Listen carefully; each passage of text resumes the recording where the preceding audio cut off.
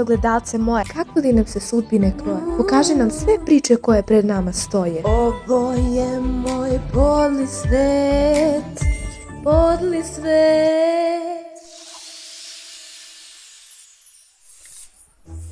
Ovaj selfie mi uništava život. Zdravo, kako mogu da ti... izgleda sjajno. Ako pod sjajno misliš odvratno, onda da, sjajno je. Fantastično, postavili su još jedan komentar. Tako mi je žao. Nisam čak ni znala da imam magiju.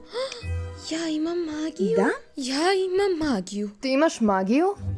Ovo smo već prošli. Moram da prilegnem. Svi pričaju o mojim katastrofalnim kolačima. Pogledaj ovu objavu. Pravi pekar, pre bih rekla prava smrt. Mislim da to nije kompliment u ovom slučaju.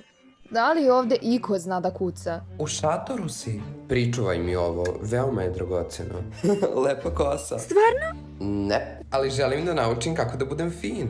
Moraš da mi popraviš frizuru. Stani malo, ona je moja BFF, meni mora prvo i da pomogne. Hej, ukrala si mi lampu. Šta? Ne! Lopužo. Oladi, Jordan. Mel će ti pomoći nakon što završi sa mnom. Misliš nakon što završi sa mnom? Prljala si mi lampu. Ništa strašno, samo ću je obrisati. Zdravo, a moja kosa? Možemo li da se fokusiramo na ono što je bitno, mene? Ništavaš mi lampu. Daj to.